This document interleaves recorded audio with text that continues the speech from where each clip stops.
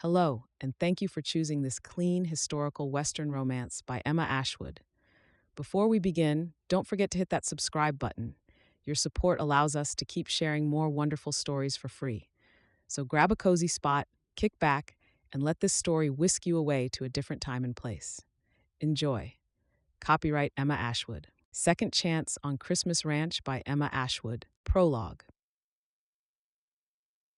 December 27th, 1884. Homestead Ranch, Montana. Katie Porter could not believe her luck. She had just enjoyed the most perfect Christmas with her husband and their 3-year-old son, Ben. This was the first Christmas that Ben could understand what was going on around him, and he had been constantly excited and overwhelmed by the good cheer in their small, close-knit community. The ranch hands had all joined them for Christmas dinner on Christmas Day, along with her mother and father-in-law. The house had been busy and noisy, just the way Katie loved it. But the highlight of her day was when everyone had left for their own homes or the bunkhouse, and she was left alone with her small family for the remainder of the evening. They were all looking forward to the new year, joyous to see it in the company of each other. Katie knew Ben would most likely be asleep by the time the clock struck midnight on New Year's Eve, so she would be snuggled in Kendrick's arms as the local church bells pealed to ring out the old and ring in the new. She looked forward to sharing a kiss with her husband to welcome 1885, after which they would make silent wishes for the coming year to be as wonderful as the one before. "I will be down in a moment, my love," Kendrick called quietly from the floor above her, where she sat on the leatherback chair and gazed out of the window. She smiled, knowing he might take more than just a minute to get their excited son to sleep that night. Their ranch and the surrounding area looked idyllic, with the thick winter snow sparkling on the ground and frosting the many trees surrounding their home. The mountains behind them looked even more magnificent, the vast trees seeming to go on forever into the white snow-filled sky. Christmas had always been Katie's favorite time of the year, ever since she had been the same age as their son Ben. She thought back to the only Christmas she did not enjoy, which was shortly after her parents had sadly both been taken by yellow fever. The frightening plague had spread briskly through the people of America in 1878 and had taken both her parents within only a few months of each other. Kendrick tried to make it a special time for her, even though they were not married at that time, inviting her to his family home, where his parents tried to include her as much as they could. She had struggled at that time to be able to smile through her pain and loss. She and Kendrick had known each other since childhood, with their parents being close friends within the small community in Montana. It had long been expected that the pair would marry, and they duly did so during the year following her parents' passing. This had been a turning point for Katie, who was able to embrace happiness once more when she moved onto the homestead ranch as Kendrick's wife. Her only regret was that her parents had not survived to see her happily married and that they were not around to meet their grandson. Katie had been blessed with such a happy childhood, and she and Kendrick were determined to ensure that Ben had the same, with love abundantly shared and memories created together as a family. They didn't have much money, but they didn't need any more than they had. They were happy and content, earning an honest living on their ranch. Kendrick's family ranch was too big for them at that time, but they wanted to fill it with many children and looked forward to the day when their home was vibrant with laughter and the chatter of their growing brood. Her husband's parents, Grace and Albert Porter, moved into the smaller house alongside the ranch house when the youngsters married. In this way, they were conveniently situated to be close by so that they could easily spend a good deal of time together. Shap. Katie heard her husband's footsteps on the stairs to her side before she saw his long legs emerge. Her heart skipped a beat as his smiling face came into view and their eyes caught and held. "That's Ben sound asleep," he whispered in his deep voice. "I told him a story about a boy who was lucky enough to have lots of brothers and sisters. He drifted off to sleep with a smile on his handsome little face," Kendrick added proudly. "It will happen for us soon, I am sure," Katie said hopefully as he took his place on the chair beside her, his straight brown hair flopping over his eyes. As he wept the hair from his face with one large hand, she made a mental note that he needed it cut. She would do that before the new year drew in. "You are so wonderful with him," she said honestly and thankfully. The fire glowed in front of them, the flames flickering in the center of the hearth, providing the heat they needed on the cold winter's night. "I love every second of being with him, and I feel that we are lucky to have this time to focus on him before more children come along, and we have to share our time," Kendrick said, holding out his hand so that she could place her dainty hand in his strong and capable one. Katie always suspected that Kendrick would make a great father, but until the opportunity arose, she hadn't been able to anticipate just how good he would be. He spent endless time with his son when he wasn't working on the ranch, and always ensured he was home to have dinner with his little family and then to put him to bed each night. She appreciated the wonderful routine they had fallen into since Ben's birth. They heard a sudden commotion outside their home, and Kendrick immediately jumped to his feet and crossed the room to retrieve his gun before he headed to the door. "Wait here, my love. I will see what is going on, and I'll be back in no time," he stated confidently. Katie followed him to the door, which he had opened and was already crossing the homestead in the direction of the upheaval. The commotion seemed all the louder in the crisp air as the snow continued to fall around them. "Wake the ranch hands to help you," she called out quickly, her heart pounding in her chest as it did whenever a potential danger loomed. The air was bitterly cold, and so she drew her shawl tighter around her shoulders. When Kendrick disappeared into the darkness and she could no longer see him, she knew that she would be wise to shut the door to keep the cold out. The fire they had lit could only do so much, and she did not want Ben to catch a chill. She sat on the edge of her chair, wanting Kendrick to return to her, her green eyes brimming with tears. Katie strained her ears to hear what was going on beyond the door. There were loud shouts from many men, and sudden gunshots echoed off the mountains. She felt as though her heart was in her mouth. She stood and neared the door, knowing that she should not open it, but desperate to know what was going on. She froze and listened once more. Silence. The kind of silence that only comes with a heavy snowfall, and Katie held her breath as she awaited any further sounds. A lightheaded feeling came across Katie, causing her to rush back to her chair and sit on its edge, waiting for her husband and information about what had transpired outside the confines of her home. 20 minutes passed before there was a loud knock on the door. Katie rushed to open it, but then stopped herself, uncertain that she was safe to do so. "Hello?" she called out cautiously. "It's me, Mrs. Porter. Jackson," their senior ranch hand called back in response, allowing her to open the door without apprehension to face the white-haired cowhand. Katie pushed her blonde hair from her face so that she could see him unhindered, her green eyes filled with questions about what had happened. "May I come in?" he asked gently, his brows furrowed in deep concern, which was not out of the ordinary for Jackson, who seemed constantly to be worried or tense. Katie opened the door wider to allow him entrance, but her feet remained rooted to the spot as she found herself unable to move, her heart beating faster than ever before. Jackson stepped past her, and she managed to turn her body to face him as he pushed the door closed, blocking out the never-ending snow which continued to fall. "A rustler attempted to steal the cattle tonight, ma'am," he explained, and she noticed tears in the corners of his eyes as she searched them. "I disturbed him, and a fight ensued, which I figure Mr. Porter heard as he came out to help. Ma'am, I have to tell you that the rustler shot Kendrick before I got the chance to shoot the rustler," Jackson said with deep regret in his eyes. Katie turned and opened the door. "I must go to him. Is he all right?" she cried in desperation, her voice high-pitched and frantic, even to her own ears. Jackson put his hand calmly onto the wooden door and gently pushed it closed again before she had a chance to leave by it. He placed his large hands on her suddenly frail, shaking shoulders. "Ma'am, Kendrick did not make it. You should not see him," he said quietly, imploring her to understand the severity of what had taken place that night. She heard someone scream, a spine-tingling scream, even as she felt her legs buckle and she fell to the cold wooden floor. Her mind raced as she realized that it was her own anguished screams reaching her ears.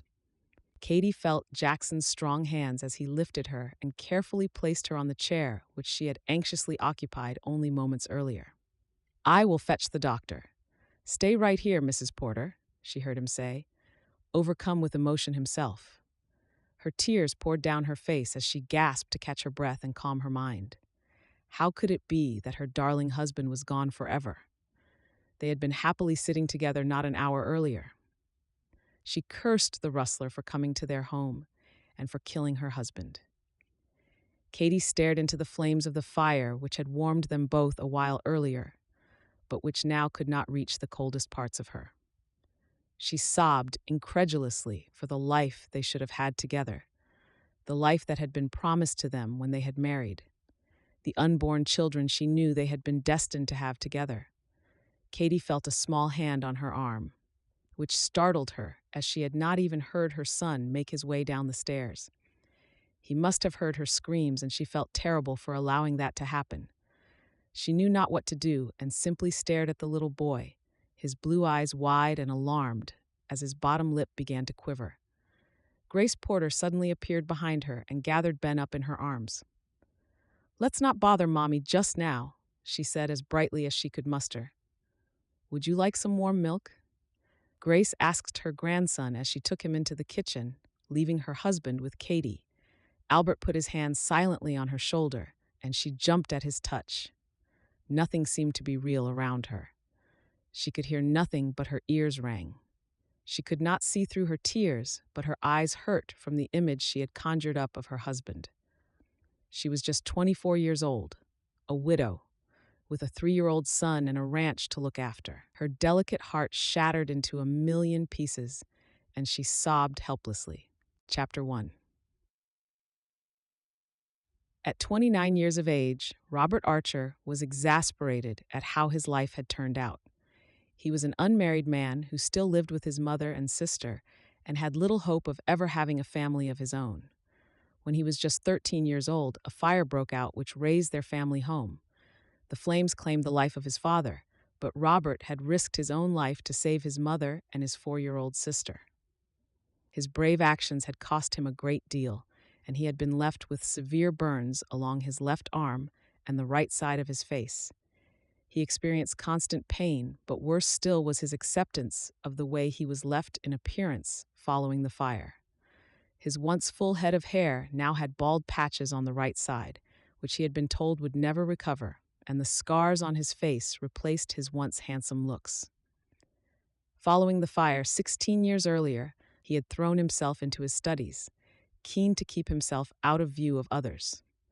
Whilst his friends complained of the long school days, he relished them, wishing he could stay even longer to avoid going home to the house that was being rebuilt, and that held many terrifying memories for him.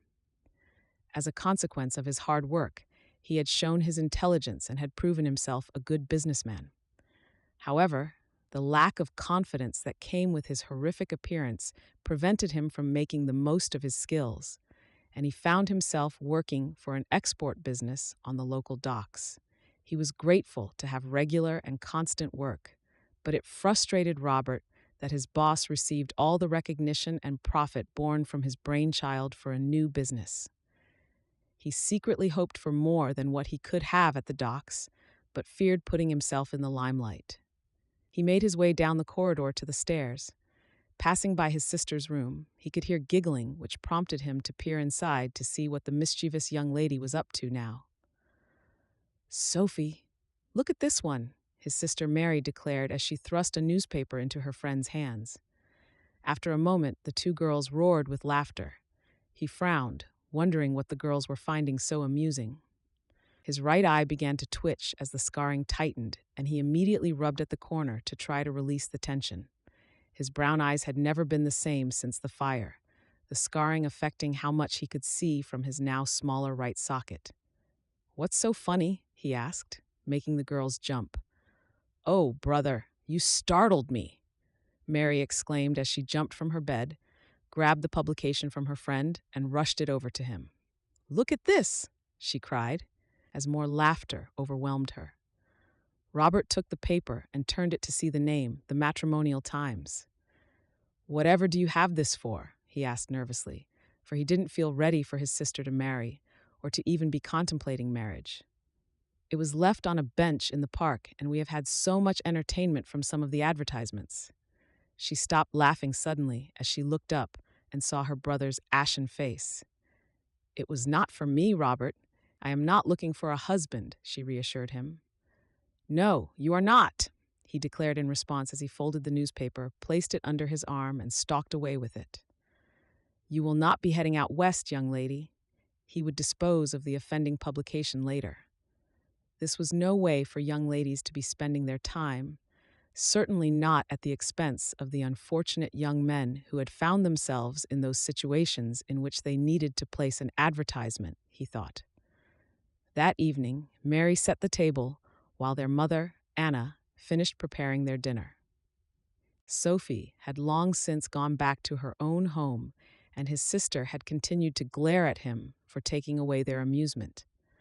Robert ignored her glances and took his seat at the head of the table. Most of their belongings had perished in the fire, but the thick wooden table had been salvaged, and he had worked hard on it to bring it back to its former life, sanding and polishing it tirelessly. If only I could do the same with my face, he had thought during that time. Anna placed the casserole in the center of the table before she took her seat. It smelled delicious, and Robert took a generous spoonful and placed it on the plate in front of him. "This is great, thank you, Ma," he said enthusiastically, and Mary nodded her head in agreement before she remembered that she was mad at her brother, and she promptly reassumed her sulky expression. They each talked about their day over dinner. Mary chose not to mention the publication that Robert had taken from her, which had not surprised him at all, as their mother would certainly not be happy with that being in their home. He chose not to mention it either. It could prove to be a good bargaining tool at some point, he mused. After dinner, he went outside to sit on their porch to enjoy the last rays of the sun before nightfall. Stretching his long legs out in front of him and shielding his scarred arm with a blanket, he could hear his mother and sister playing backgammon on the kitchen table, their laughter drifting out to him. "Mary and I are retiring to our rooms now." He was awoken by his mother calling out to him. He must have nodded off for a moment or two. "Good night." He called back and realized that darkness had enveloped all around him, so he must have been asleep longer than he had thought. He had to get up for work the following day, so he should take himself off to bed too. He locked up the house after him and climbed the stairs to his room. Robert shut his bedroom door behind him and quickly changed into his bedclothes. Before he climbed into his bed, he spotted the publication, the Matrimonial Times, in his trash can in the corner of his room. He fleetingly wondered what could have led to these men needing to advertise for a wife. Before he had the chance to think his actions through, he had retrieved the newspaper and was seated on the edge of his bed, flicking through pages upon pages of advertisements. Many of the advertisements were very similar, posted by men who sought a wife to help them look after their home, and often their child or children, having lost their wives in one way or another. He wondered if he could be brave enough to place an advertisement, but when he thought of his appearance, he supposed no woman would truly want him. He wondered if this was to be his life forever, living with his mother, whom he dearly loved. But he yearned for a family of his own. As Robert made to close the publication, his eye was caught by an unusual advertisement. This was not from a man, but for a man. Young widow in search of a husband to help run a medium-sized ranch in Montana. "I have a young son, aged 5 years, who would benefit from having a father figure around. Age and looks are unimportant to me, but you must be kind, trustworthy, and hardworking. If this describes you, then I look forward to hearing from you. Mrs. Katie Porter." He read the advertisement over and over, and his heart quickened with each read. She said clearly that age and looks were not important. He wondered if this could be his way out of New York City. He knew he would never find a wife in these parts, Many of his own age range were already married, and he was never really noticed in a romantic way due to the burns that ravaged his face. Robert had always dreamt of being a father, particularly a father to a son. He felt deeply sad for the boy mentioned in the advertisement. It had been hard enough for him to lose his own father when he was just 13 years old. But to lose one when so young, he simply couldn't imagine. A boy needed a father figure to show him the way. Sleep would evade him for quite some time now, that his heart was racing so in his chest. He rose from the side of his bed and quietly moved to the other side of his room, to his dresser and chair. He silently pulled out the dark wood chair and sat down as he placed the newspaper on the surface. Robert caught sight of himself in the mirror attached to the back of the dresser. He normally flinched upon seeing his reflection, but from this angle, the burns were not visible, and he could pass as a normal, handsome man. He opened the small central drawer of the dresser, his eyes still on the mirror and his unflawed reflection.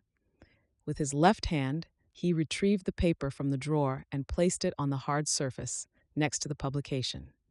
He glanced down, located the inkwell and fountain pen, and pulled both towards him, ready to use. With the advertisement in front of him, he began to write. "Dear Mrs. Porter, I hope it is acceptable that I write to you.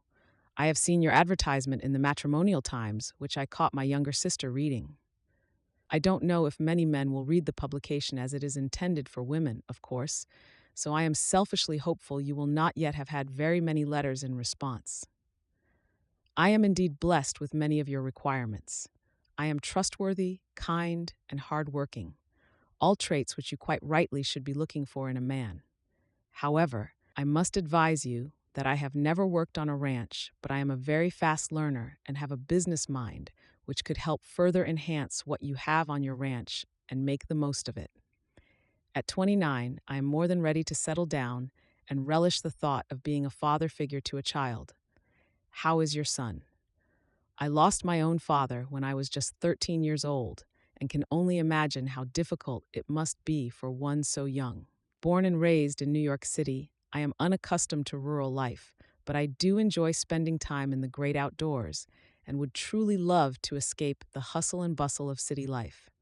I would love to know more about life on a ranch, if there is anything you would like to share. I hope to hear from you soon, Mr. Robert Archer." Robert read his letter again, and once satisfied the ink was dried, he folded it and used the sealing wax to secure the folds in place, writing the address provided clearly on the front. He would have a long day at work the following day, but had a mailbox in mind on his route to and from the docks where he worked, where he would be able to conveniently mail the letter. He placed the letter carefully into the inner pocket of his jacket so that he would not forget to mail it the following day. Returning to his bed, he pulled back the light cover and under the covers. With his head comfortably on the soft pillow, he stared at the high ceiling as he allowed himself to think of the life that could be awaiting him in Montana. With pleasant thoughts in his mind, he drifted off to a deep sleep. Chapter 2. Robert was delighted to find that another letter had arrived for him, and he knew that it was from her, as no one else would write to him. He had been sharing correspondence with Katie Porter over the previous few months, and receiving her letters had fast become the highlight of his week. He believed they had been getting along very well, and he had very much enjoyed getting to know her better. Every Saturday morning, he had taken to walking into town in the hopes of finding that a letter had arrived. This day was no exception, and once he had retrieved the letter, he walked briskly back to his home so that he could read the letter and reply promptly before returning to town to mail it. He didn't want any delays in conversing with her if he could help it, and by her swift return of letters, she seemed to be of the same mindset. "Did you get another letter?" his mother asked as he walked through the door, envelope in hand, as he eagerly headed for the stairs to retreat to his room. "I did, Mother," he replied happily, and they smiled joyfully at each other, the right side of his mouth becoming tight where the scars reached his lips. "I am pleased this is making you so happy, Robert. You deserve to be happy." His mother always wanted the best for him. as all good mothers should. But he knew she also felt some regret that he had been burnt in such a way that altered his appearance when he saved her and his sister from the burning building. Robert had told her many times that she was not to blame and that he would do the same again and again, but he knew it still weighed heavily on her, particularly as he entered adulthood and remained alone. "Please excuse me," he said politely, not wishing to offend his mother. "Of course, go. Update me later," she called after him. Robert had told his mother about his correspondence after sending the very first letter. As he had said in his first letter to Katie, he was trustworthy, and he could never keep anything from his mother, or his sister, who had taken great delight in the fact that he had used the Matrimonial Times that he had confiscated from her. He pulled the chair closer to the wooden dresser and took his seat. His hands felt clammy, although the air was quite cold at that time of the year. He wiped his palms on his trousers and carefully opened the letter, brushing his hand over it to ensure it was flat. Robert admired her cursive writing before he began to read. "Dearest Robert, I so enjoy receiving your letters, more than I expected I would, if I am honest. When I advertised in the Matrimonial Times, I did not hope to find someone with whom I could actually get along, but rather someone who could be practically helpful.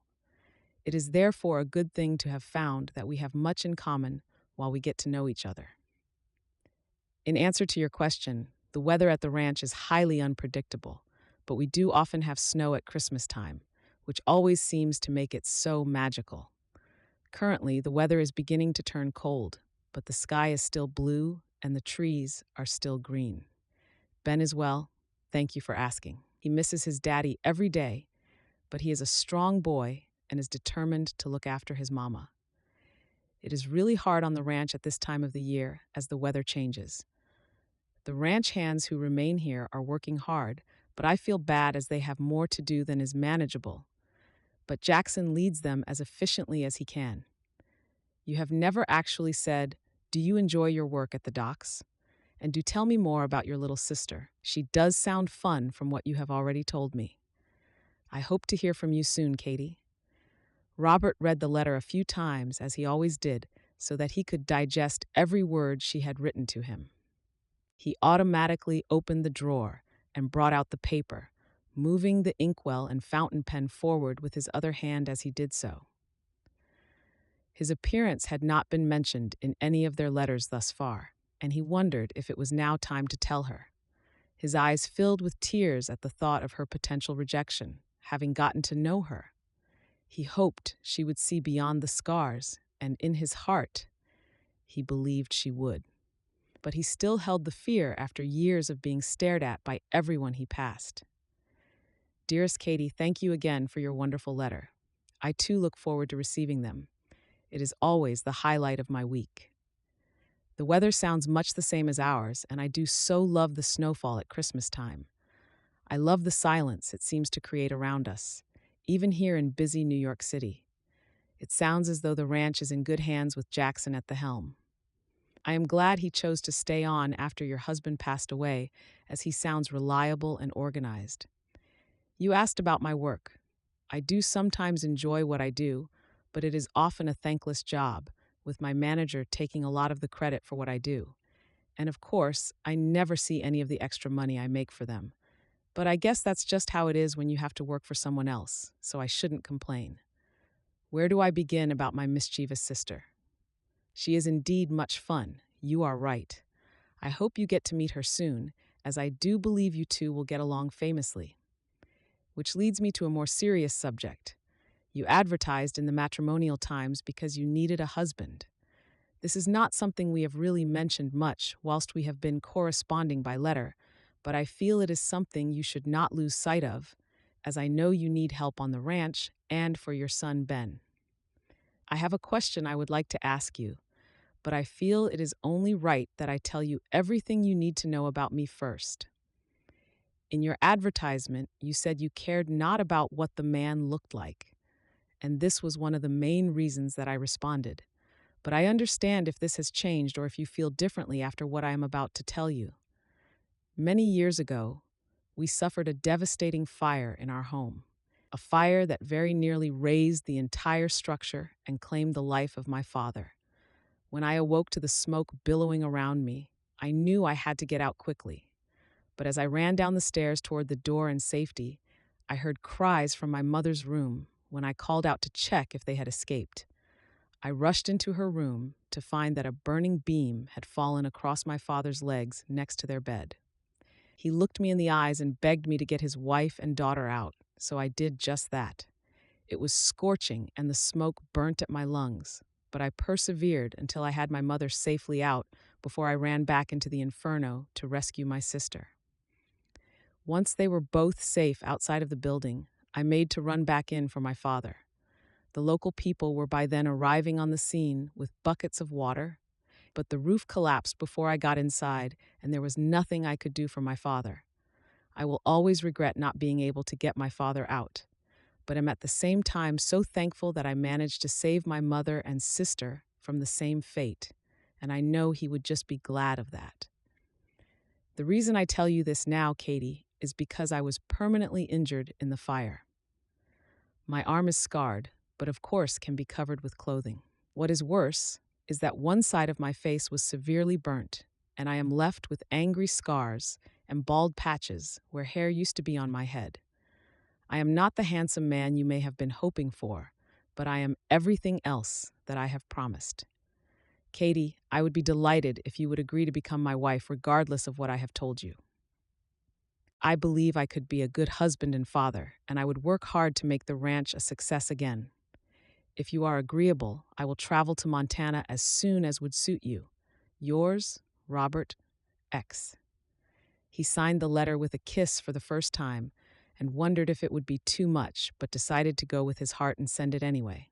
Butterflies flew around in his stomach as he thought of her reading his letter, and he wondered how she would respond. He folded the letter carefully and sealed it with the wax seal as usual. He considered that it might well be the last time he would do this, as he wrote her address clearly. "What did Katie have to say this time, dear? How is the poor young lady doing?" his mother asked as he entered the kitchen. The letter for Katie in his hand as he prepared to head back into town to mail it. He quickly told her he had finally decided to ask her to marry him, and she clapped her hands in delight. "I will miss you, of course, but you deserve to have your own family, and perhaps you will even have more children together," she said, genuinely happy for her son. "Let's wait to see if she says yes first, shall we, mother, before we get carried away," he replied, sensibly and cautiously. He didn't mention that he had revealed in his letter how his appearance had been permanently marred. His mother was in denial and insisted people wouldn't be bothered about his scars. But he saw people's reactions every day, and he knew they were indeed bothered. "Of course she will say yes. You are just what she needs in her life by the sounds of it. You'll see. She will soon write back to let you know, and then we will get you ready for your journey," his mother said excitedly. Robert wished he shared his mother's confidence.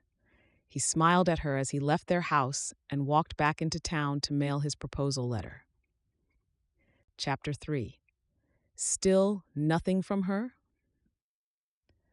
Robert's mother asked cautiously when he walked into their house through the kitchen door and plonked himself down on the wooden chair opposite her. She focused her eyes back on the embroidery on which she was working, but he knew she wanted an answer, although it was clear that he had no letter in his hand. "The postal clerk said the mail had not yet arrived today, so I am to go back again later this afternoon. But I don't know if I shall even bother. It has been ages since I wrote to Katie and asked her to marry me. She would have replied by now if she had been agreeable, so I think I should just let it go now," he said sadly. He wondered if he should have kept mum about his scarred appearance, which would almost certainly have led to her being disappointed had she said yes, and he arrived as the monster that he now was. He knew he was right to be honest, even if it had cost him the hope of a new life. "Well, your sister and I are headed into town this afternoon, as it happens, so we will call into the store and ask the postmaster on your behalf," she stated hopefully. He shrugged his shoulders hopelessly and skulked off to his room so he could be alone and lick his wounds in peace. He knew there would be no letter, but if his mother wanted to keep up hope, That was up to her. A few hours later, he heard his mother shout up the stairs to say that they were on their way out and would return in an hour or so. He didn't reply. He had nothing to say. Robert had retrieved all of the letters from Katie to read them one last time, especially the last one to arrive. Katie had always been so prompt at replying to him, and he had always received a response within 2 weeks of mailing his. So he knew something was amiss, and that she had probably had second thoughts after learning about his scars. He thought she would have at least told him of her change of heart, but he knew better than to trust that people would behave in the way he hoped. Robert! Robert! It is here! He was suddenly distracted from his thoughts by his mother shouting as she entered their house. What is? He called back, quite confused. The letter, of course. She has written, she exclaimed excitedly. Robert's heart fluttered, and his stomach seemed to somersault. He jumped up from his chair and strode across the room, rushing down the stairs to his mother in the kitchen, whose hand was outstretched with the white addressed letter held out to him. Open it, his sister Mary pleaded. He ordinarily took his letters upstairs to read them in private so he could digest them properly, but he was as eager as his mother and sister seemed to be, so he took the envelope and carefully unsealed it. He noticed his hands shaking as he held the paper, so he stepped closer to the table and laid it out flat before he sat down. Dearest Robert, please accept my apologies for the slight delay in writing back to you. It has been a difficult time here, and this is the first chance I have had to reply. I hope it is not too late and you still want to hear from me. Thank you for sharing such private words with me. I feel honored that you felt able to talk to me so openly, and I feel it is only right I do the same in return. Since my husband died, life on the ranch has been really hard, as has life in general, if I am to be honest. I loved him with all of my heart, and that love still remains as I continue to grieve for the life we should have shared. When I placed the advertisement, I never hoped to find someone with whom I could have a connection. I merely needed help and a father figure for Ben. I am so pleased that you wrote to me. Your letter mentioned that you feared I might have a change of heart when you told me about your scars. You are right. Prosody. But not in the way I believe you might have suspected. The only way my heart was affected was through understanding your heart even better and knowing what a good person you truly are. I can't imagine how difficult it must have been to go back into a burning building to save your family and to watch helplessly when you knew you could no longer save your father. There is no one else I would rather have as a role model for my son. Your scars show your strength, love, and determination, and I think that rather than feel shame, you should feel immense pride because they signify what you did all of those years ago. With all of this in mind, I would like to answer your question. Robert held his breath. Tears stung his eyes as he prepared to read further, hope daring to spring into his mind and heart. I would be honored to be your wife, Robert. You are indeed an honorable and trustworthy man, and I know you will be a good husband and father. But I do wish to be open and honest with you, so you know what you are traveling to. As I mentioned above, I still love my husband dearly, and I cannot see myself ever loving another man in the same way. I understand that this might not be what you want to hear, but I have to be truthful before you make the journey. I don't want you to be disappointed. If you are able to proceed with this in mind, then I will gladly accept your proposal and look forward to hearing when you will arrive in Montana. I do hope you will be able to make the necessary arrangements and be able to be with us before Christmas. Yours, Katie X. She had returned his kiss.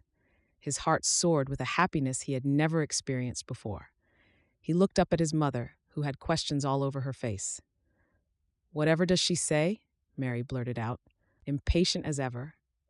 She said yes, he exclaimed loudly. She said yes, he repeated, as the realization that his world was about to change fully dawned on him. He cared not that she might never be able to love him as she had loved her first husband. Robert had never expected to be a husband or a father, let alone loved, and so he was prepared to take whatever he could get. His mother and sister rushed at him with hugs and kisses, each as excited as he was for his new future.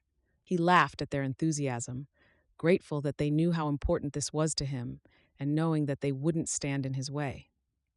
As the head of their home, his mother could have insisted Robert stay in New York City and continue his role, but she had only ever wanted him to be happy. He worried about leaving them alone and going all the way to Montana, but he also knew they were both fiercely independent and would be fine without him. "When will you go?" his mother asked cautiously as she stepped back and glanced at the letter which still lay flat on the table. "Katie would like for me to be there before Christmas, which I guess is achievable," he replied, his face filled with bewildered excitement. "Will that be all right? Will you be all right?" he asked tentatively, to which his mother nodded her head. "We will be sad to see you go, but so happy for the new life you will go to," she said honestly. Robert didn't share the finer details of the letter with them, considering it to be private, and he wondered if his mother would be as happy for him if she knew his wife-to-be may never be able to wholly love him. "I wonder about Montana and life on a ranch. Working on a ranch, too," his sister said quietly. Robert turned to her and smiled, knowing Mary was struggling with the thought of him being so far away when he had always been there for her. "You shall find out what it is like for yourself. Once I have settled in and we are married, you will both come for a visit." Katie said her home is far too big for the two of them, so there will be plenty of room for you to stay, Robert confirmed, to which his sister smiled broadly. "And then you can fill the rooms with your own children," Mary giggled as she wafted out of the kitchen and made her way up to her room. "Ignore your sister," his mother said, a smile on her pretty face. "There is no pressure for you to have children with Katie. You must appreciate all you may have and enjoy getting to know each other. You are going to have a long life as a married couple. There is no rush," she assured him. "Thank you, Mother.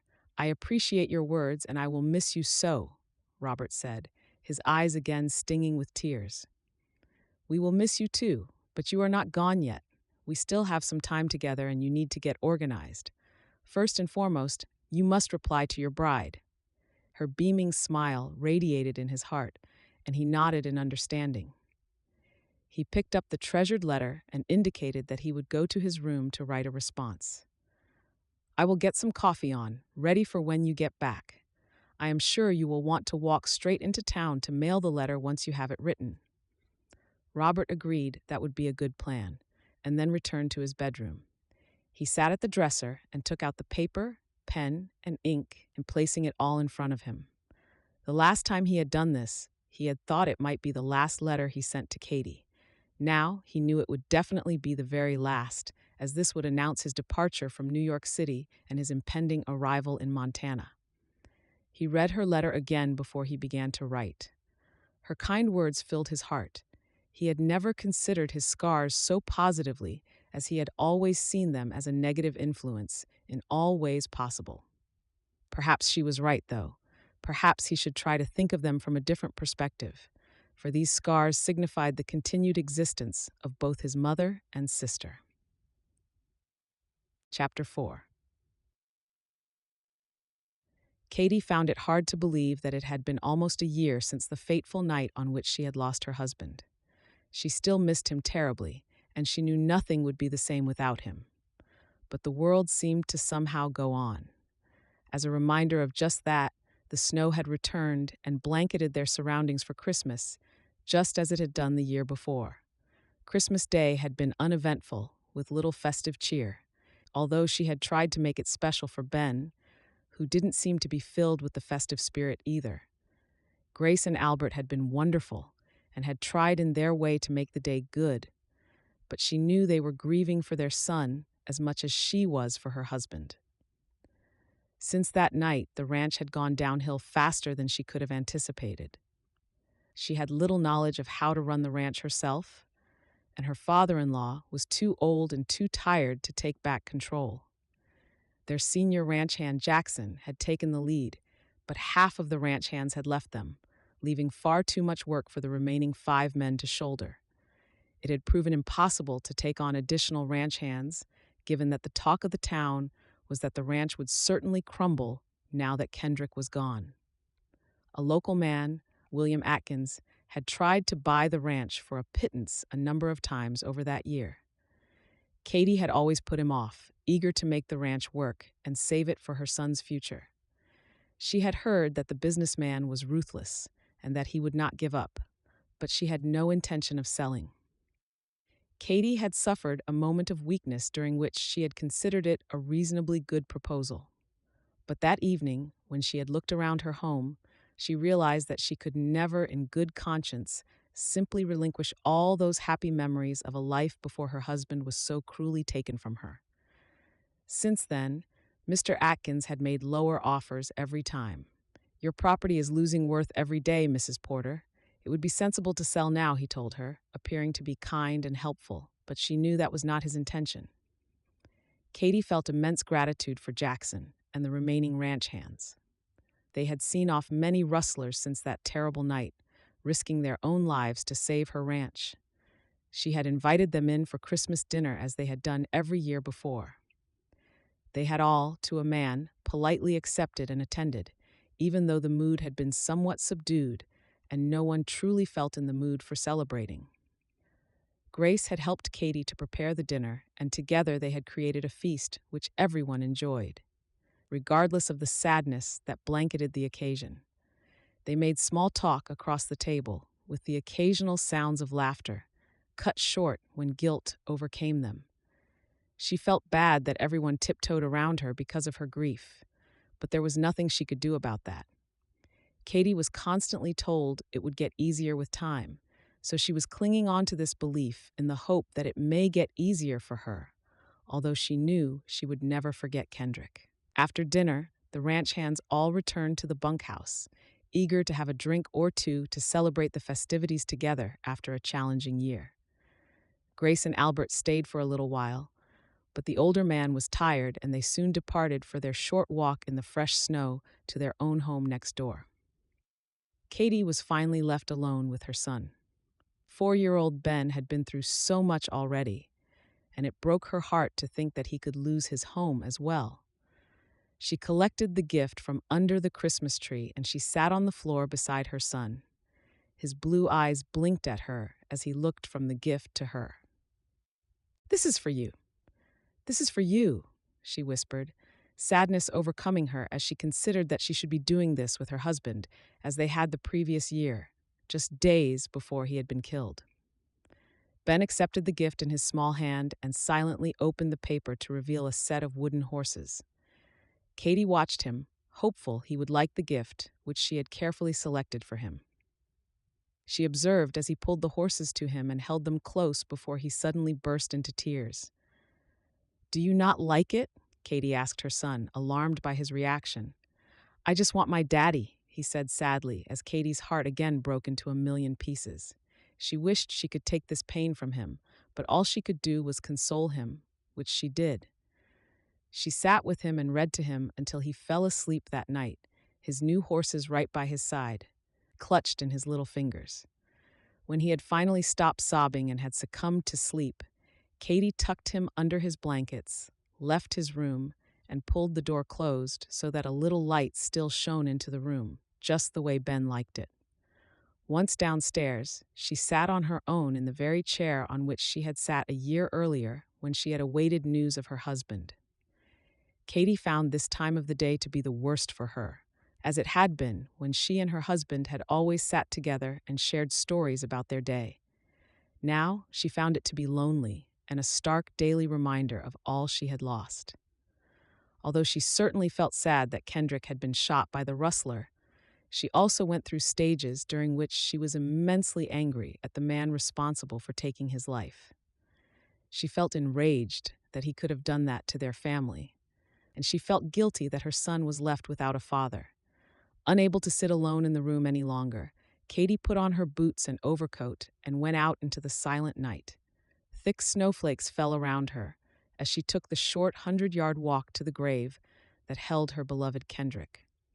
She felt and heard the crunch of the snow beneath her feet, a sound which had long seemed magical to her, but which now brought only recollections of that dreadful day when her husband had stepped silently out into the night. Katie knelt on the ground and used her gloved hand to wipe away enough snow to reveal his name on the tombstone. The wet and cold of the snow began to seep through the layers of her dress, but she ignored it as she wanted to be as close as she could be to her husband. God, please give me the strength I need to go on without my darling husband. I feel so lost and alone without him. Everything seems to have fallen apart without him here. Kendrick, please guide me in your absence. Help me to see the way. I know you are always with me. I feel your presence sometimes, but it is hard without you being fully present, and I need your help. The ranch is failing, and your son is struggling as much as his mother. Stay with us and guide us, dearest husband. I will do everything I can to make sure we keep the ranch as you would have wished. She sat silently for a few moments as she organized her thoughts in her head, and she recalled with a shudder Ben's sad outburst that evening.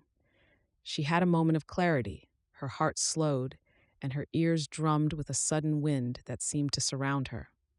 Katie strained her ears and believed she could hear Kendrick's voice in the wind, and she immediately knew what she had to do. She should remarry, give Ben a new daddy, and save the ranch for their son.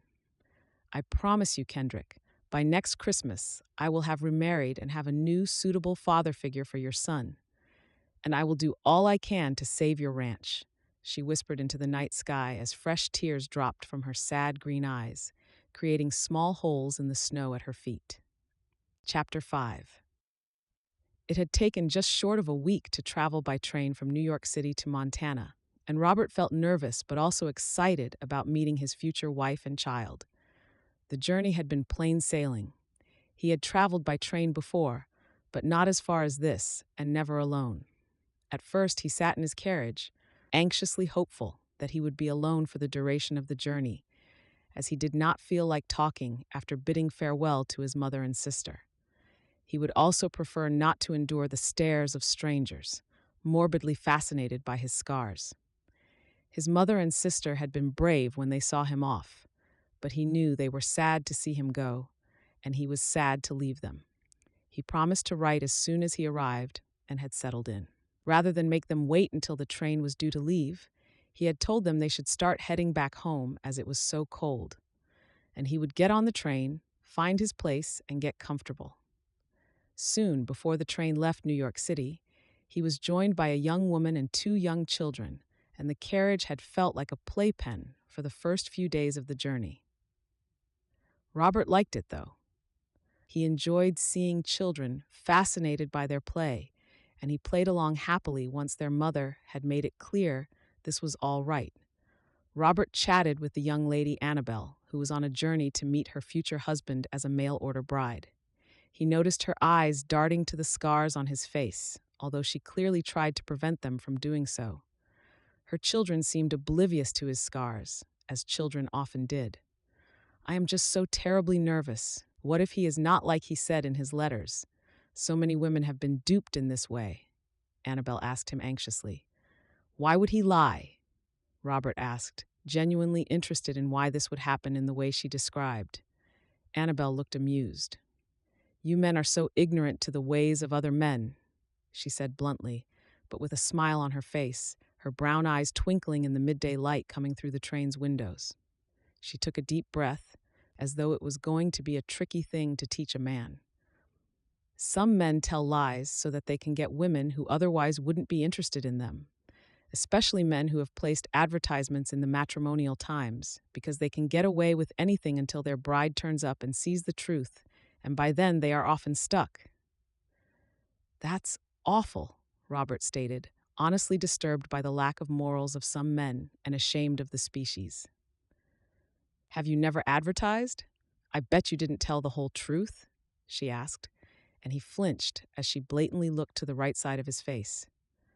I have never advertised, actually, but I am traveling to a lady who advertised for a husband, Robert explained quickly, as he wanted the conversation to be over and move on to a lighter subject. Oh, how very modern, Annabelle laughed. I am sure she will have told you everything you need to know. You won't need to have doubts or worries like I have, she reassured. Up until that point, Robert had not even considered that Katie might not have been completely truthful, and that he might encounter anything less than he expected. He tried to put the thoughts from his mind. He had trusted her word in her letters, and he should not waver on that because of the words of a stranger. "And have you told her the truth? Does she know who to expect on your arrival?" The young woman probed, leaving him feeling uncomfortable. "Yes, I have, miss. We have been very open and honest with each other in our letters." He could not keep the abrupt tone out of his voice as his anger built at the woman's attitude towards him and his scars. In percent. They had not said much to each other for the rest of the journey, which Robert had been relieved about, but her words added to his anxiety, and he felt a measure of trepidation. When the train came to a halt at Twin Bridges Station in Montana, Robert got to his feet, put on his overcoat, and picked up his luggage, carefully throwing it over his shoulder to spread the weight of it. He was relieved to see that help had come to the carriage for the young lady and her children.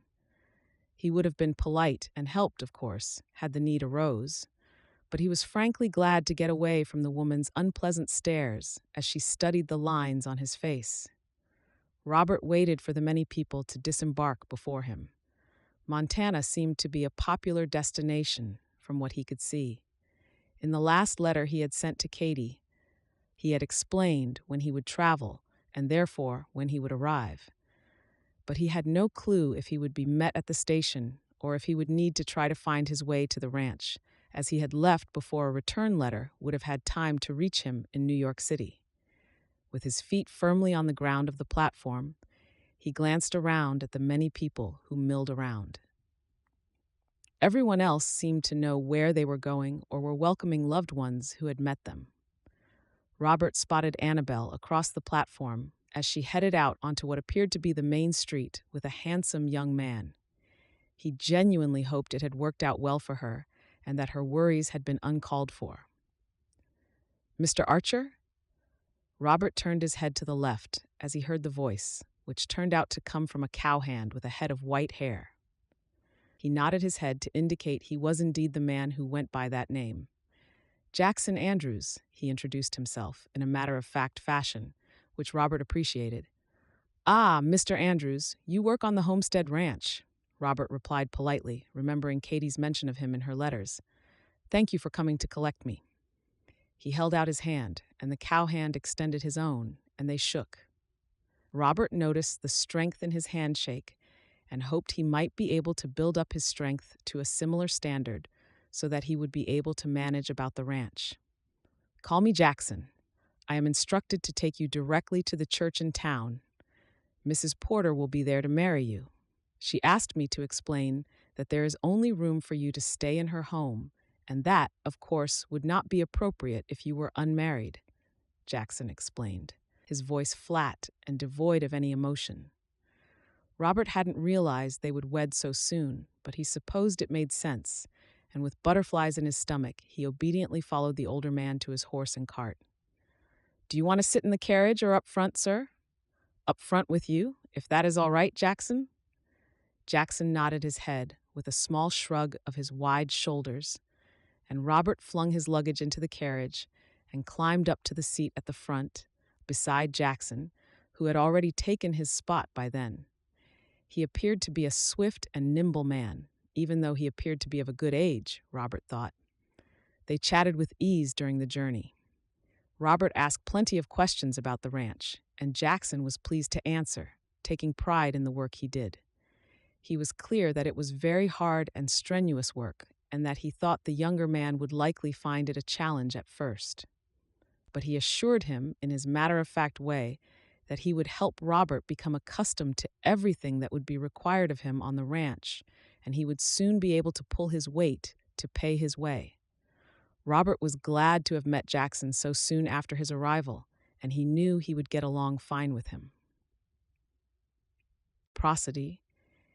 It felt good to have an ally before he had even met his wife-to-be. Jackson pointed to a place between some trees, and Robert could make out the church to which they were headed. His stomach returned doing somersaults as they approached, and Jackson brought the horse to a standstill with ease. Robert didn't admit as much to his new friend, but he had never ridden a horse and had no clue how the older man guided the horse so expertly. He knew it was something he was going to have to learn. The church was small and built from white stone, which shimmered in the bright sunlight of the cool day. Both men jumped down from the cart, and he followed Jackson to the double doors ahead of them. Jackson quickly swung them open, revealing the most beautiful lady at the altar, bathed and glowing in the sunlight breaking through the open doors. Robert was quite taken aback by her beauty, especially as she smiled at him, and he realized she must indeed be Katie Porter. He followed Jackson to the front of the church, the doors closing behind them, leaving it cold inside.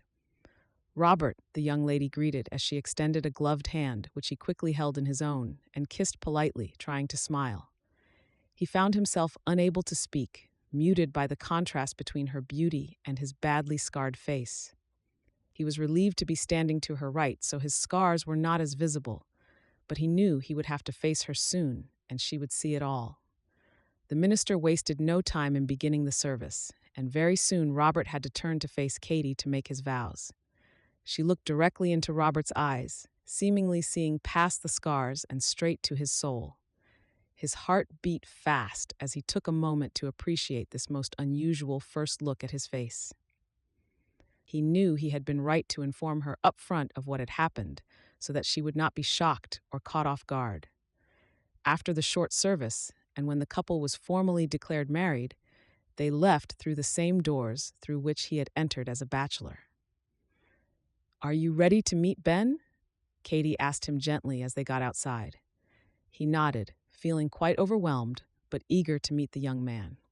She led him to the small hut next to the church and pushed the door open. They both went inside, and Jackson waited outside with the horse and cart. The young boy jumped to his feet, quite forgetting the wooden horses he had been playing with. "Ben, this is Robert, my new husband."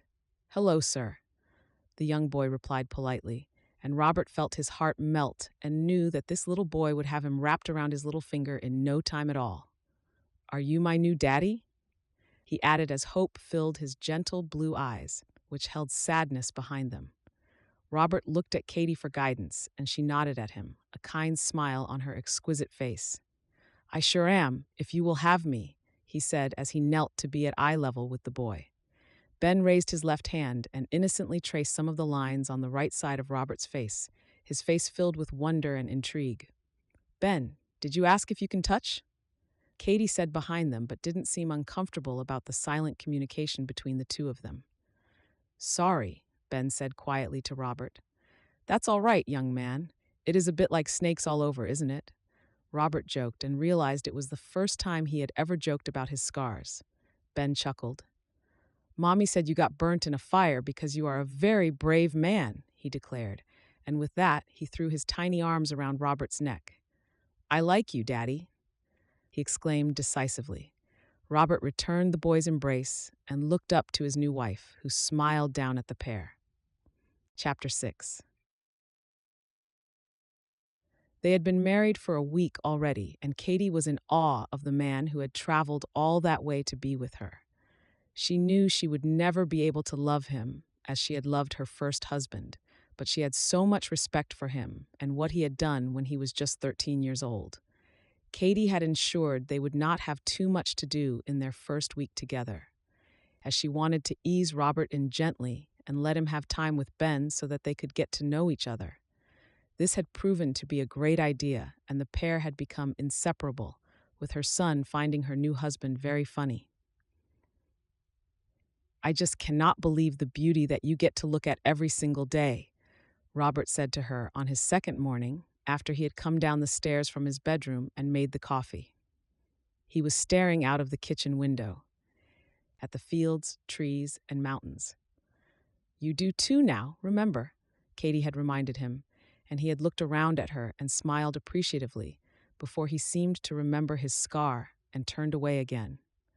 She wished his scarring did not affect him as it did. She wished he could see what a handsome man he was, regardless of the burns. She had watched him through the window a few times as he had ventured to the barn and chatted with the ranch hands. He seemed so out of his depths there, having been a city man all his life. Katie noticed Jackson and the other ranch hands teasing him playfully about his lack of knowledge about a ranch. She observed the kind but pitiful glances Jackson awarded him every time he learned something new. Ranching was the only life Jackson had ever known, so to meet someone who knew so little was quite a novelty, and vice versa, it seemed. Katie was glad they all seemed to be getting along well. Just that morning, Jackson had come calling on Robert. "It is time for you to learn the ropes of this ranch," he had stated in his no-nonsense manner. Robert had obediently nodded his head and stood to leave immediately. "Finish your breakfast first. You're going to need all the energy you can muster," Jackson warned as he turned and walked back to the barn. "Will you be all right?" Katie had asked him, concerned that he was being rushed into it. "I can tell him to leave you be for now, if you want," she suggested. "No, ma'am, I am happy to be helped in any way possible," he replied, eager to get involved. "Well, make sure you wrap up warm. There is a cold front coming today, and it is likely to bring the first snowfall." "I bet it sure looks pretty when there is snow all over the ground," Robert said wistfully. Katie shuddered as she thought of the snowy night on which her first husband had died. "Are you all right?" he asked her gently, concern in his kind eyes. "Yes, sorry, I am fine. It is very beautiful when the snow lies thick on the ground," she agreed. Then she remembered their promise to always be honest with each other. "It is just that Kendrick, my first husband, died on a snowy night, and snowfall now always reminds me of that time," she admitted. Robert nodded his understanding and stood up out of his chair. "May I hug you, Katie?" She nodded her head sadly and eagerly fell into his arms as she accepted his warm embrace. It was the first time they had been so close to each other, with them having separate bedrooms in the large house. He was a tall and stocky man, but he was going to have to build his strength to be able to manage around the ranch. Ranching was a very physical life, and she was sure he would develop the strength over time. He seemed to be a very determined man. "I am truly sorry you had to go through all you have been through," Robert whispered kindly. "Mommy, Daddy, what are you doing?" "Prosody?" asked Ben as he tumbled through the door, always running rather than walking to his destinations. Katie broke free from his arms, and they both laughed at the bouncing boy. "I am going to learn how to be a cowboy," Robert stated as he lifted Ben up, and she watched him swing her little boy around in the air, which he delighted in. "Can I come too, please?" he pleaded, with the longest of drawn-out words to accentuate his desire to join him. "I think not this time, little man. I have a lot to learn, and I will need to have my wits about me and concentrate on all Jackson tells me," Robert explained patiently, the boy now in his arms, his tiny arms looped around the older man's neck. Ben looked to his mother to see if she would have a different answer. Katie loved seeing the pair together. Ben had accepted this new man without question. He was a good judge of character and knew straight away that he was safe with Robert. She noticed that whenever Ben was around, Robert was much less conscious of his burns. "Daddy is right. He will need to concentrate. He has lots to learn," she teased, a smile on her red lips. "Your mummy is more right than she even thinks she is." Robert laughed as he placed the boy back on his feet. "I had better go and get ready." "Can we watch from the window, Mommy?" Ben asked her, his little blue eyes pleading just as much as he had with Robert a moment before. "For a little while, yes, but we don't want to distract him." Katie and her son watched from the porch swing as Jackson began to teach Robert what he needed to know as a rancher. She could hear Jackson from across the yard as his straightforward voice boomed out. "We are going to start by teaching you how to ride a horse," Jackson stated, and she could see Robert nod his head in agreement, his face a picture of concentration as he listened to everything the older man had to say on the matter. She held Ben in her arms, wrapped in a blanket to protect him from the cold, but he was soon fast asleep. They had all had a few late nights, getting to know each other and learning how to live together, so she was not surprised that he was tired. She was too. She didn't want to disturb him, so she continued to swing in the chair and watch her new husband across the yard. Robert's first attempt to get on the horse was clumsy, to say the least. Katie looked on as Jackson shook his head and Robert shrugged his shoulders and tried again, more successfully the second time with the heckles aimed at the city boy from the other ranch hands who watched on. She chuckled to herself. She had always been able to ride, having been taught when she was younger than Ben, so she couldn't imagine how odd it must be to learn at an older age.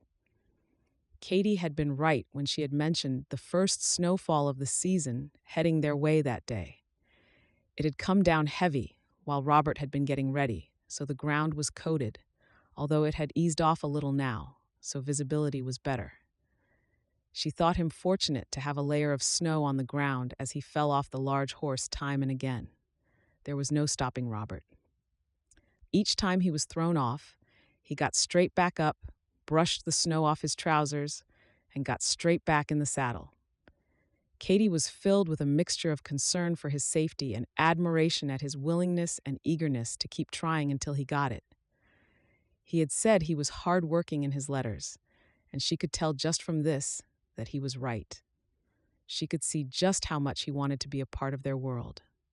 Jackson continued to teach him techniques on the horse, showing him by riding his horse alongside him. Robert was certainly improving, and with some newfound confidence, he glanced across at Katie and dared to wave his hand in her direction.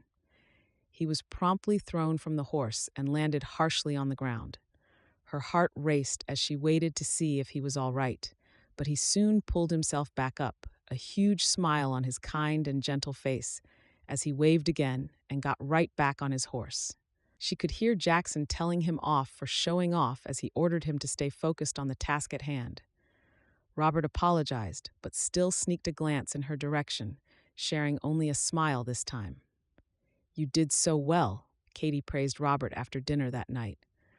Robert had put Ben to bed and read him a story. He sat on the chair once occupied by Kendrick and rubbed his calves as he mused over his aches and pains.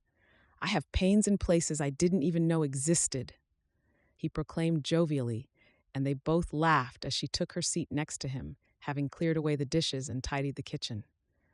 "I don't know how you all do this every day. Your body gets used to it over time, don't worry, but I fear it will hurt more tomorrow." She smiled as he groaned and explained he had to be back out in the yard promptly at 7. "I bet Ben rides better than I can." Katie chose not to answer, but smiled in response. He actually stood to put more fuel on the fire, and Katie remembered the letter she had received that he could use on the fire. "Here, read this, and then you can use it as fuel, as that is all it is good for," Katie told him calmly, although she knew he would be able to detect that she was not amused by what had come through their door while she had been making dinner and the men had been settling the horses for the night in the barn. She had debated over showing him the letter, but remembered they had promised to always be honest with each other, and realized she needed to abide by that if this marriage was to work. She watched his face as he read, his cheeks reddening and his jaw tightening. "Who on earth has sent this? Are you all right?" he asked, and she nodded her head before saying she had received worse threats. "Don't worry, it is nothing more than fuel for the fire. I have no intention of heeding their words," she repeated, and she stood and took the paper from his hand and threw it gently into the fire. They both watched the writing disappear as the fire spread across the paper, erasing the words. "Sell the ranch by Christmas, or the worst will happen." Chapter 7. Robert felt as though he was settling into his new life with Katie and Ben. He had been made to feel so welcome by everyone, even Kendrick's mother and father, who lived in the small house just next to theirs.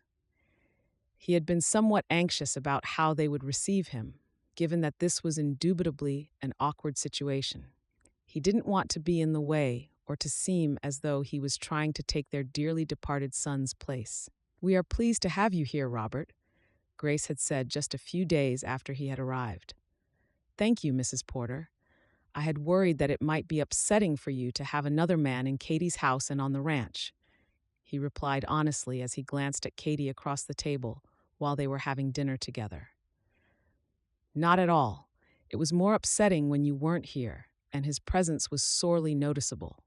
Wasn't it, Albert?" She looked to her husband for his confirmation. The old man nodded his bald head, and his white eyebrows met in the middle when he frowned, considering his words. He was a thoughtful man, and everything he said seemed enlightening somehow. We are sure glad to have you here, and you are beginning to become a cowboy of sorts. It is not that we replace our son with you, but that we make space for you and treasure you as you are. We just need to get more money in on the ranch, and then we can all be happier. He always seemed to punctuate his words, relevant to the ranch, but his earlier words had made Robert quite emotional. He truly felt as though he fit in at the ranch. For the first time since he was 13, he was able to forget about his scars from time to time, as it simply didn't matter to these people. They paid no attention to them, and on the few occasions they had mentioned them, it was to celebrate the braveness he had shown in risking his own life to save others. He had even started to feel some sense of pride in them, just as Katie had said he should. "And you are so wonderful with that cheeky boy," Grace declared happily as she looked across the table at her grandson, who turned and stuck his tongue out at Robert, and they all laughed. On the ranch, he was beginning to learn the trade. He had all but mastered riding a horse, and certainly knew how to fall off of one a little more safely. He had spent many hours with Jackson, watching what he did, and being taught how to achieve various tasks around the ranch. Robert enjoyed the banter among the ranch hands, who often teased him about being a city boy. He never felt as though he was in the way there, as he had many times when he worked at the docks. Christmas was fast approaching, and Katie had started to decorate the house and the porch accordingly, making it look wonderfully festive, especially with the layer of fresh snow that they awoke to each day. Ben was beyond excited, exclaiming many times how he had asked for a daddy the previous year, and now he had one. Robert could tell this stung Katie each time he said it, a sad memory for her and a good one for her son. Jackson had fast become Robert's mentor. Not only did he teach him all about the chores on the ranch, but he taught him about life. He helped him to understand things that his father had not had the chance to broach because he had been taken when Robert was so young. "These scars don't matter none," he said one day, making Robert suspect the older man had noticed him trying to hide them from Katie. "They do show your bravery, just as Katie says, but your heart is what makes you a man. What is in here is the most important thing to man," he said as he placed his large, strong hand on Robert's chest, covering his heart. Robert nodded his head and stood up straighter. He knew he had a good heart and good intentions. The more time he spent with his wife and son, the more he knew he wanted to be there forever and to look after them and keep them safe. His heart broke for them knowing what they had been through, and the only thing he could do to help that was to be there for them. "Thank you for helping me so much, Jackson. I sure do appreciate it." "More than you likely know," Robert said honestly. The moment he first met the man on the train station platform, he had felt at ease with him, and Jackson had really helped him to settle in, going out of his way to teach him what he needed to know. Robert considered him the closest friend he had ever had, but of course, he could not say that to him, for the ranch hands would never let him live it down and would tease him forevermore, even more than they already did. "You don't need to thank me, sir. Since the moment you arrived, the air seems to have lightened around here. You are a good influence, and it is we who should be thanking you," Jackson replied, surprising Robert with his uncharacteristic show of emotion. "It's been a tough few years since Kendrick passed. We still have to be cautious of rustlers, and we need to start to increase the income and steady the ranch, but it finally feels as though it is coming together. And you are getting there at playing cowboy. City boy," he joked, with a light jab of his knuckles on Robert's shoulder to lighten the mood. "I have been thinking about ways in which we could increase our income. Perhaps we could sit down together sometime, and I can put my ideas forward to you." "I would like to hear your thoughts," Robert said. "Sir, this is your ranch. You can do whatever you want," Jackson pointed out. Robert knew he was right, but he also knew he was new to this and didn't want to make mistakes. He trusted the older cowhand implicitly and valued his opinion. "Jackson, we both know I am new to this cowboy life. I have a long way to go until I can run a ranch. I do not kid myself into thinking I know it all. I hope it's all right that I run ideas past you for the next, say, 30 years. He smiled at his friend, who chuckled. I trust your opinion, and I know you will tell me if my ideas are rubbish or if they have been tried and failed before. No point in us wasting our time here, but we do need to come up with new income streams, so together I think we can do this. I will be happy and honored to help in any way that I can, sir. I do wish you would call me by my name, Jackson. I will try. Sir, Jackson replied, with a wink of his eye and a mischievous grin.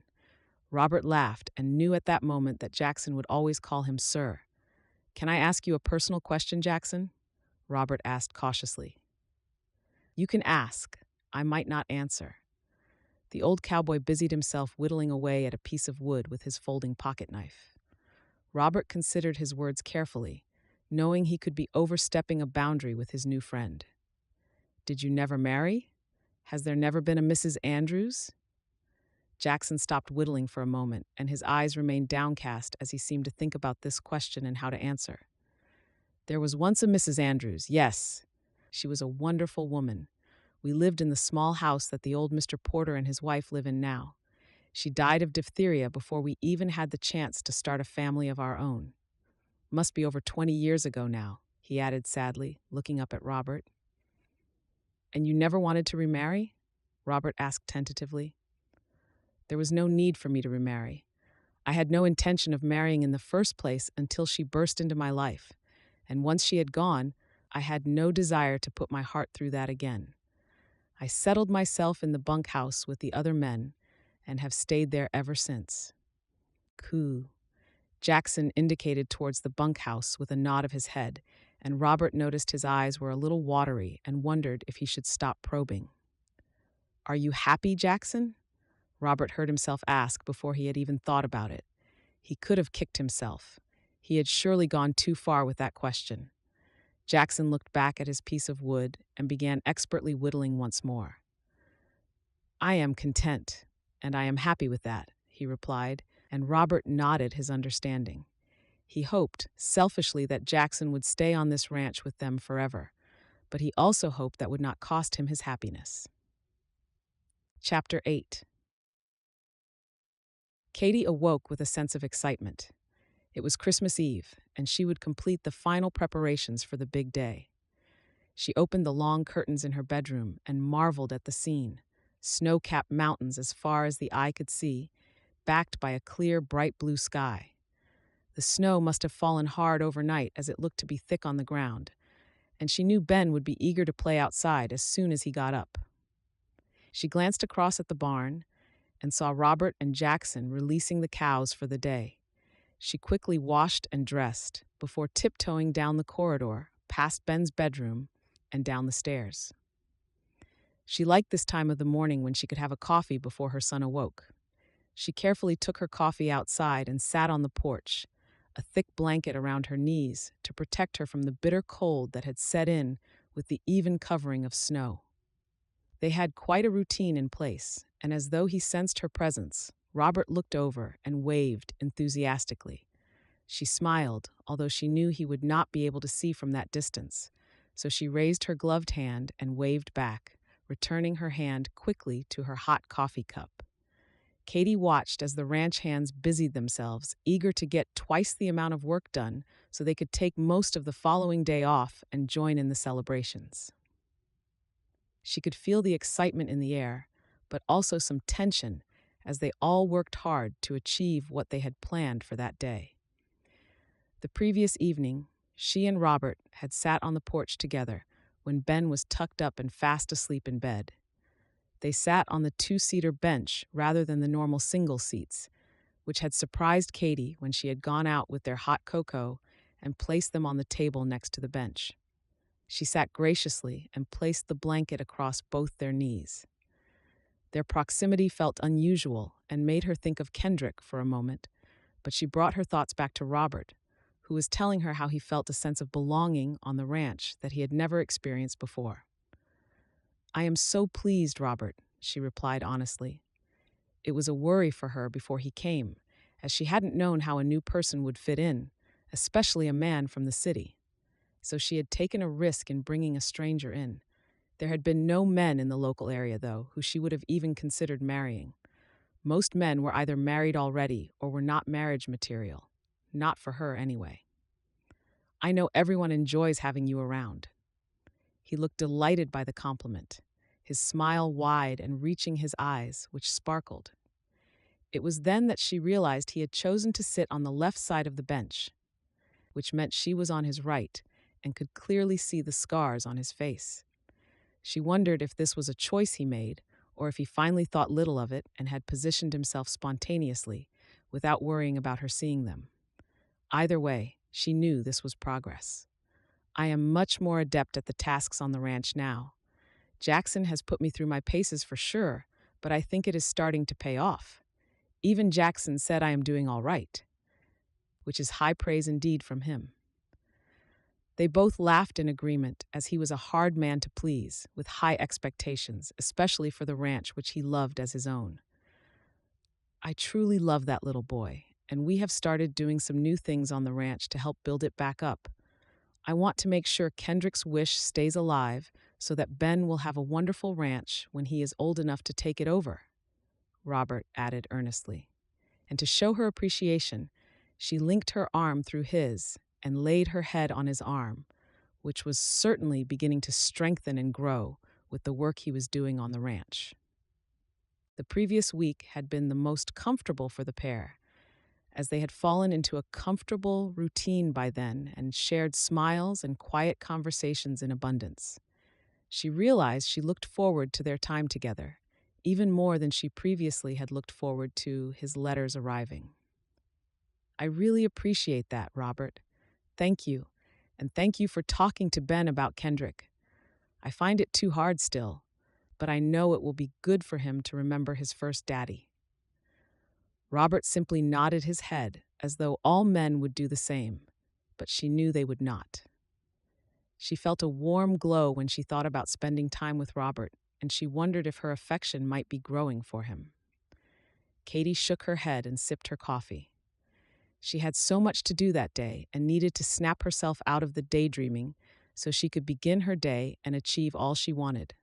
As though knowing the time, Ben appeared on the porch, barefoot and bleary-eyed. Katie jumped up from her seat and rushed to him, ushering him indoors so he didn't catch a chill.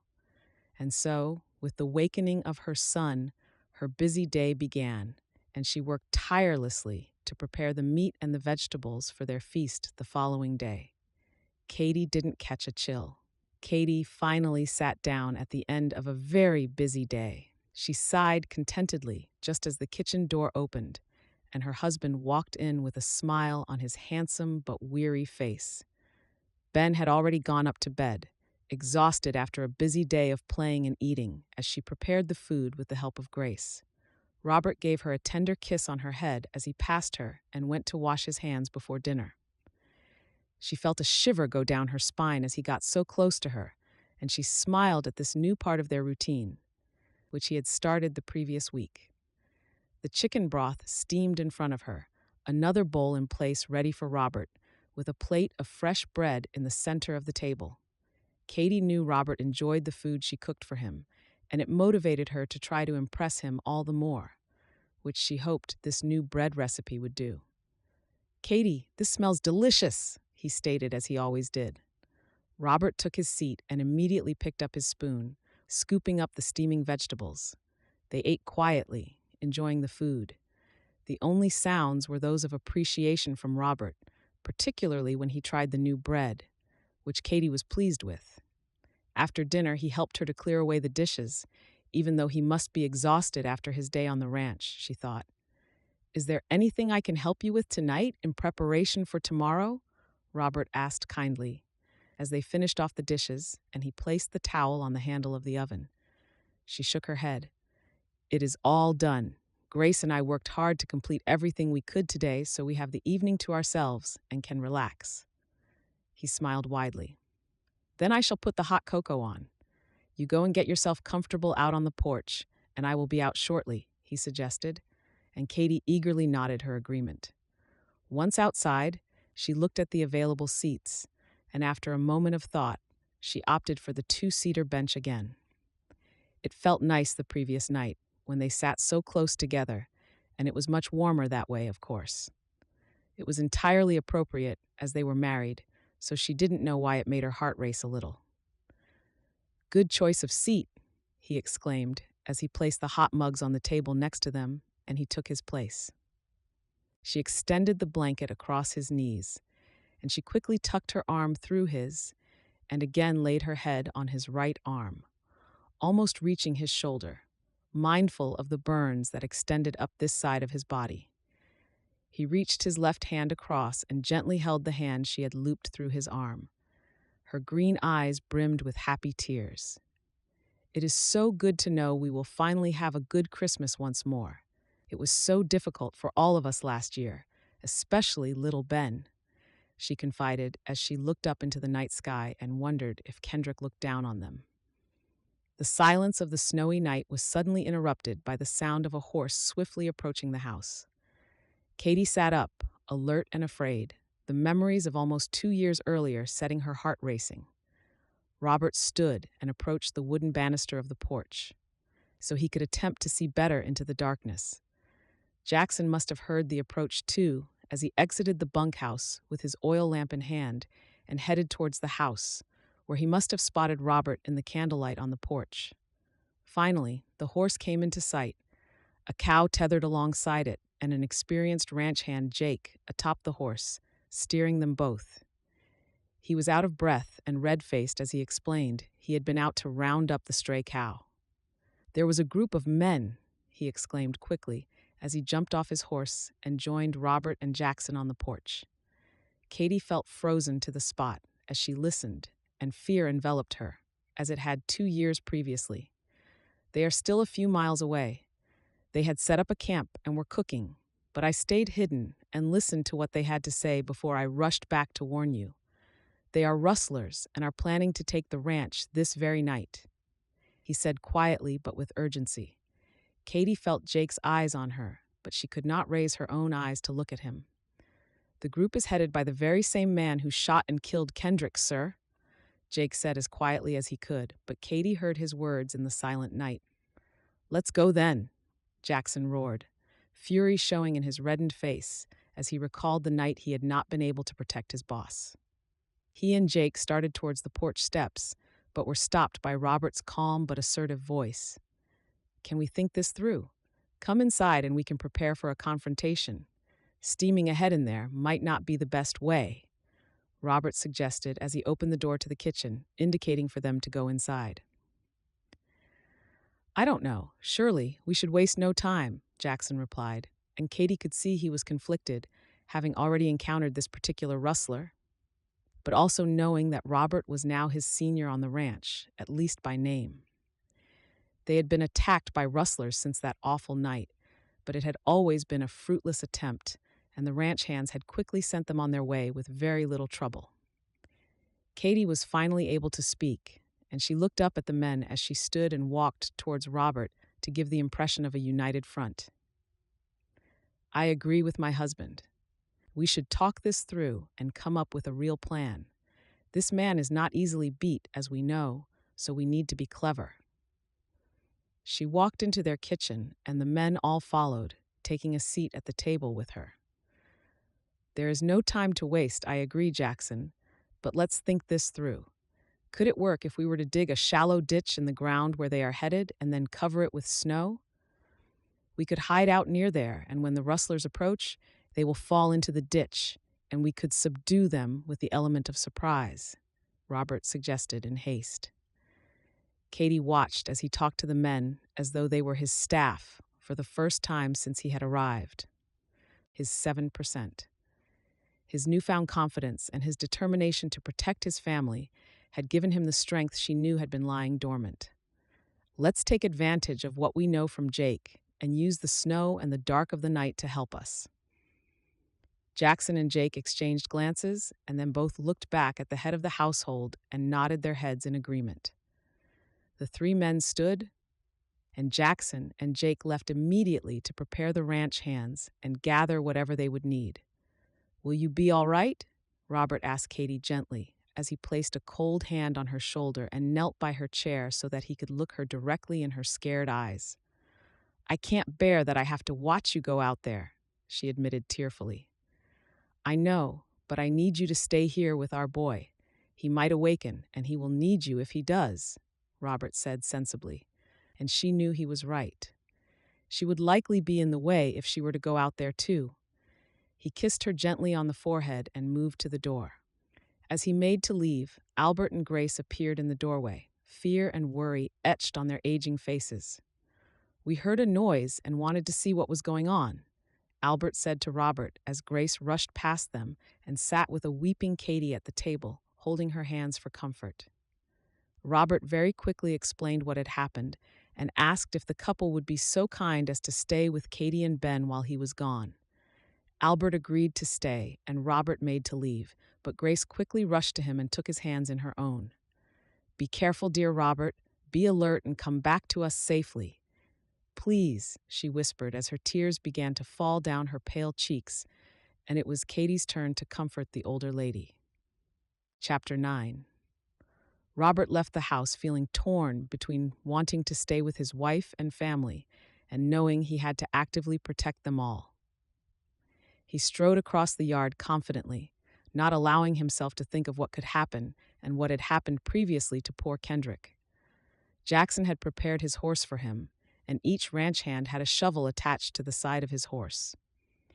The six set out silently into the night, Jake leading the way, as he knew in which direction the rustlers were headed. They rode in single file for a good while, until Jake stopped and indicated the spot. They each jumped down from their horses and set to. First, they carefully dug up the thick layer of snow and set it to the side, and then they dug a long, shallow ditch between their ranch and the uninvited guests. They communicated silently with each other by using their hands and their eyes, the only light guiding them being that of the moon, which shone brightly that night and gave them enough light to work by. "Dear Lord, I pray this plan works and that no one gets hurt. Help us to scare these rustlers off once and for all. I will never forgive myself if anybody gets hurt as a result of my quickly thought-out plan, especially tonight. We are ready for a family celebration tomorrow. Please let this happen. Please allow my family the happiness they so desperately deserve and need. Please help to keep us safe and protect my family back at the house." Every few minutes, Jackson would stop digging and stop the work by waving his arms to have everyone listen for the approaching rustlers. The thick covering of snow on the ground was sure to help them, as they would hear their approach in the otherwise dead night. When satisfied there was no sound, he would then nod his head so they could continue. Each man worked hard, sweat pouring from them regardless of the cold winter night. It must have taken them at least an hour, by which time they were all happy with the depth of the ditch. They quickly shoveled the snow back over the hole, taking care to make sure it looked even and natural. "We must get back on our horses and stay silent behind those trees until they are in the dugout." "How many were there, Jake?" Jackson asked quietly. Jake whispered that he had seen 4 men, so they knew they at least outnumbered them, 6-4. This eased Robert's mind a little, although he still felt completely out of his depth, having never been involved in anything such like up to now. He appreciated that happenings of this nature rarely arose in the city. He was glad he had taken the time to write to his mother and sister a few weeks previously. They knew that he was happy in Montana, but he wondered now if he would ever get to see them again. "When they have fallen, we will charge. Are we all in agreement?" Jackson looked to Robert first to confirm his agreement. Robert gave a quick nod of his head, and each man nodded amicably, serious expressions on their now dirty faces. The men strode to their horses, and Jake covered any sign of their footprints using the shovels. Once on their horses, they grouped under the trees, sheltered by the drooping branches covered in snow. They remained silent and listened intently. Robert was relieved that his body had become used to sitting a horse, as he felt more comfortable than he would have just a few short weeks previously. Jackson suddenly motioned with his hand to indicate he had heard something. They all strained their ears, and Robert eventually heard what the others could hear. But the rustlers were clearly still some way off and seemed not to be in any rush. Robert wondered why they would not be at least trying to stay quiet and unheard, but he supposed they would not be expecting to come across anyone for a good while yet. At least, they knew that the rustlers had no idea that they had been seen. The men drew their pistols, and again, Robert felt relieved that Jackson had taken to training him very soon after he had arrived. He knew he was not as good a shot as his elder, but he was able to hold his own already and felt ready and capable. The minutes felt like hours while they waited. Robert could feel the anxious sweat on his palm and hoped it would not affect his aim. He quickly swapped hands and wiped the inside of his hand on the side of the horse, placing the pistol back in his dominant right hand. "Steady," Jackson whispered forcefully as the rustlers neared the ditch. They needed to time it just right so that the rustlers would be caught unprepared, without the opportunity to have drawn their pistols. There was a commotion and the sounds of horses neighing and men shouting as the ditch swallowed the nefarious horsemen. Robert led the way, followed by Jackson, with their ranch hands close behind as they approached the fallen men. They lined up on their horses, their pistols drawn and pointed at the men, who scrambled to their feet.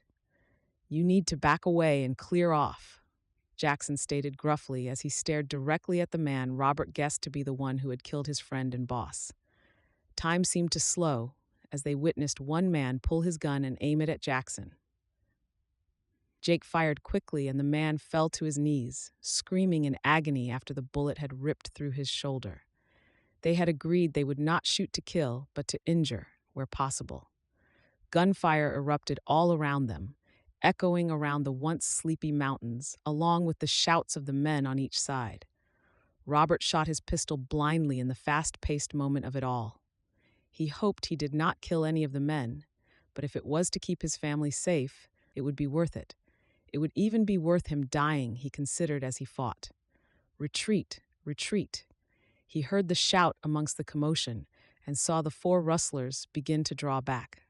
"Hold fire," Robert shouted, too late for Jackson, who shot a bullet straight into his enemy's foot. The wounded man did not shout out in pain, but fixed his dark eyes on the older man before he turned his horse and instructed his men to leave. "Do not come back here," Robert shouted, surprised at the gravelly tone of his voice in the cold night air. "We will never sell this ranch." "Never," he bellowed, confident that they had won and that he had indeed protected his family.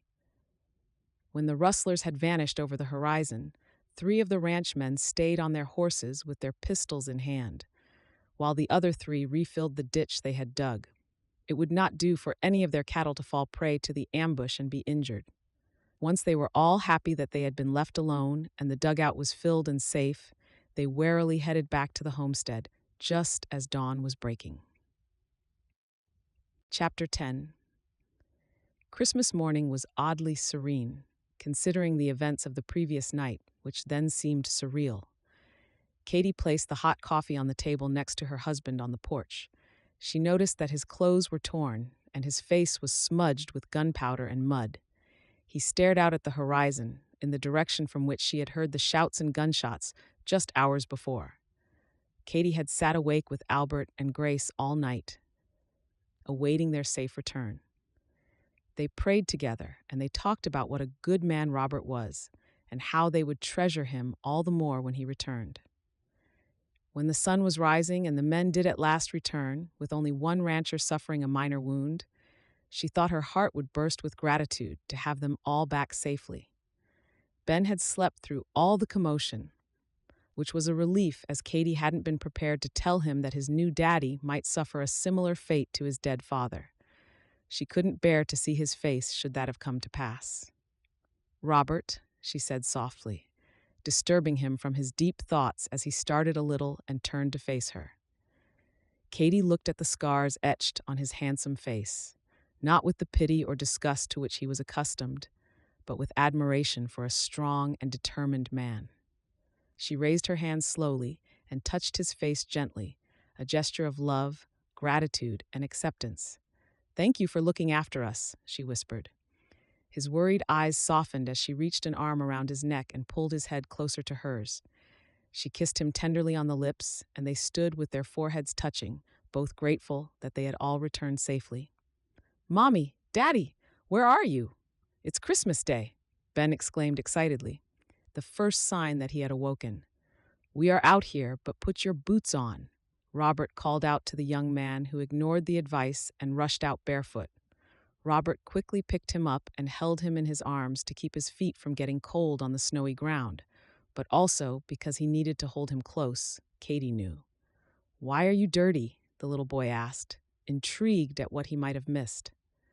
Robert explained briefly, not wanting to worry him with too much detail. It's been a busy night on the ranch whilst you slept, but all is good, and I will go and get washed up so we can have a wonderful Christmas day together. Is Jackson coming? Ben asked, his big blue eyes wide and excited. Yes, they are all coming, and Nana and Grandpa, Katie said from behind them.